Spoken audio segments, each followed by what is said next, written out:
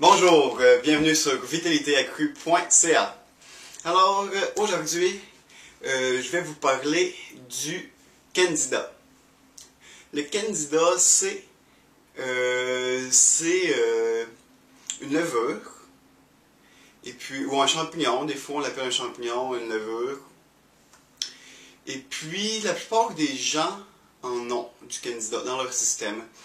Mais c'est la condition qu'on appelle quand on a trop de Candida. C'est quand il prend trop d'espace, quand il se développe trop, qui s'en vient au lieu de rester contrôlé dans nos intestins, qui vient dans notre sang, qui vient dans notre visage, dans tous nos membres. Ça, c'est la condition qu'on veut éviter, puis c'est là qu'il faut faire quelque chose aussi quand ça se produit. Sinon, comme la plupart du monde, on a tout un peu de Candida dans les intestins, mais c'est pas nécessairement néfaste. Mais par contre, c'est vraiment quand ça prend des trop grosses proportions que là, il faut faire quelque chose. Donc, pour commencer, je vais parler c'est quoi les symptômes, pour savoir qui a le Candida. Puis ensuite, on va parler des solutions. Bon, donc les symptômes du Candida, ça va être tous les problèmes digestifs. Avoir beaucoup de rapports après avoir mangé, avoir des flatulences, avoir des ballonnements. Ça va être aussi être constipé ou alterner entre la constipation et la diarrhée. Ça va aussi être avoir la peau qui pique à plusieurs endroits, souvent sur le nez ou proche des cheveux ou des fois à d'autres places. Pour les femmes, ils peuvent avoir du Candida vaginal. Donc là, il va y avoir de l'irritation à cet endroit-là. Et puis, sinon, bon, les autres symptômes du Candida, ça va aussi emporter la dépression. La dépression au point de vue physique et au point de vue mental. Donc, ça va emporter que la thyroïde va arrêter de fonctionner. Parce que le Candida, lui, il va comme manger les hormones avant que nous, on puisse les avoir. Ça va faire la même chose avec le sucre. Donc, ça peut causer l'hypoglycémie. Ça peut aller dans notre sang, dans nos intestins, manger qu'est-ce que nous, on mange. Lui, il va s'en nourrir avant que nous, on ait l'alimentation de qu'est-ce qu'on a mangé. Donc, ça peut créer des carences alimentaires si c'est prolongé, l'exposition au Candida. Puis, ça crée nécessairement l'hypoglycémie. Le sucre nourrit le Candida. Et puis c'est ça. Donc, au point de vue mental aussi, ça peut créer la dépression. Donc, ça va causer comme un brain fog, ou être un peu dans les vapeurs, pas trop savoir où est-ce qu'on s'en va, puis être un peu perdu. Le Candida, c'est un des symptômes communs. Ça va vraiment causer ça. Sinon, avoir froid aux pieds et aux mains, ça peut être causé par le Candida. En fait, avoir froid aux pieds et aux mains, c'est souvent causé par l'hypothyroïde. Mais l'hypothyroïde peut être causée par le Candida ou elle peut être causée par d'autres choses. Par exemple, une trop grande consommation de produits de soya ou de produits dans la famille du chou. Ça peut abaisser un peu la thyroïde. Si on ne consomme pas assez d'iode aussi, ça va abaisser la thyroïde. Mais le Candida, ça peut définitivement être un des facteurs qui va causer l'hypothyroïdie. C'est un des facteurs les plus importants. Il doit y avoir minimum 50% des gens qui font de l'hypothyroïde que c'est à cause d'une condition de champignon, de Candida, de levure. Donc c'est environ ça pour les symptômes. La liste est longue, mais en résumé, c'est pas mal ça. Ça va aussi causer de la fatigue chronique, puis vraiment de la dépression mentale, physique. Tu deviens plus down, tu deviens plus slow, tu deviens plus veg un peu si on veut. Puis, pour les solutions, qu'est-ce qu'on peut faire contre le Candida? Il y a plusieurs herbes qui peuvent nous aider. Puis, il y a plusieurs suppléments spécifiques qui peuvent nous aider. Vraiment, le Candida, c'est tellement coriace qu'il faut mettre le paquet si on veut avoir une chance de s'en débarrasser dans un délai qui n'est pas plus grand que 6 mois.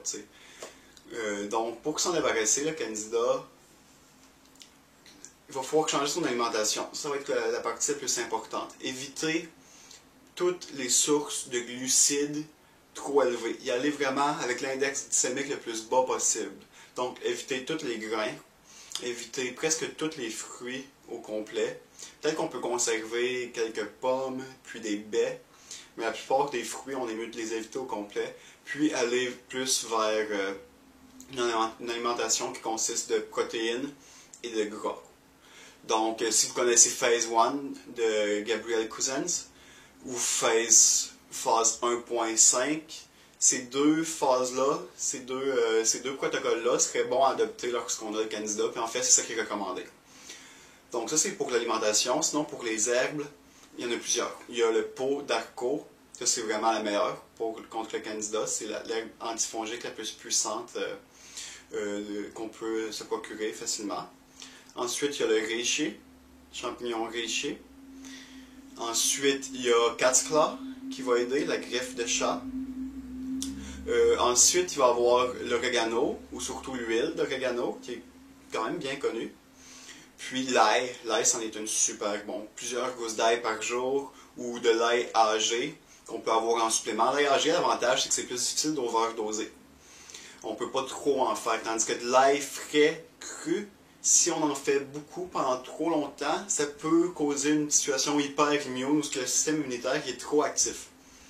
Donc il faut, mais si on a le candida, c'est quand même, on peut faire 3-4 gousses d'ail cru à chaque jour pendant 3 semaines sans problème. Mais ensuite de ça, il faut voir pour abaisser la dose ou pour switcher, pour changer, pour aller consommer l'ail âgé au lieu de l'ail cru. À cause que l'ail âgé, elle, on peut pas overdoser. C'est trop, vu qu'elle a été âgée, les principes actifs, c'est comme si elle fait changer d'un effet plus modulatoire qu'un effet vraiment plus comme un boost, qui va juste augmenter. L'ail cru, ça fait juste augmenter. L'ail âgé, elle va juste apporter qu'est-ce que tu as besoin à ce moment-là, mais elle va pas juste pousser tout le temps à augmenter. Donc, c'est vraiment un effet qui est plus modulatoire, qui est plus adaptogène, qui va plus supporter qu'est-ce qu'on a besoin à ce moment-là, au lieu de seulement booster.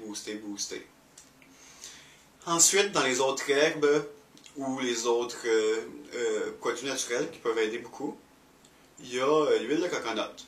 Ça c'est su, ça fait super longtemps, ça fait des années que c'est utilisé pour ça. C'est antifongique, puis antibactérien. Puis en plus, l'huile de coconut, c'est très bon pour la thyroïde. Donc en même temps que ça va tuer le candida, ça va aider à supporter la thyroïde, les hormones, puis la bonne humeur, par extension. Donc, environ 3-4 cuillères à table par jour facilement lorsqu'on est sur un protocole anti-candida. Il n'y a pas de problème avec de l'huile de coconut. Essayez d'en prendre de la pressée à froid ou encore mieux centrifuge. Ici disponible facilement, qui est centrifuge, il y a Balison, si je ne me trompe pas. Puis sinon vous pouvez me contacter pour me demander d'autres sources de centrifuge. La centrifuge, c'est vraiment la meilleure à cause qu'elle est réellement crue. Les autres, même s'ils sont pressés à froid, ils ne sont pas réellement crus. Ils ont été chauffés jusqu'à un certain point pendant la pression. Ils ne sont pas nécessairement cuits ou trop... ils n'ont pas passé à travers trop de procédés, mais ils ne sont pas réellement crus. Quand il est centrifuge, là, il est réellement cru, puis vous pouvez en acheter. Achetez-en de la Balison, vous allez goûter la différence. C'est assez choquant comme différence, là, vraiment. Bon, donc ça c'est pour... ok, donc l'huile de coconut.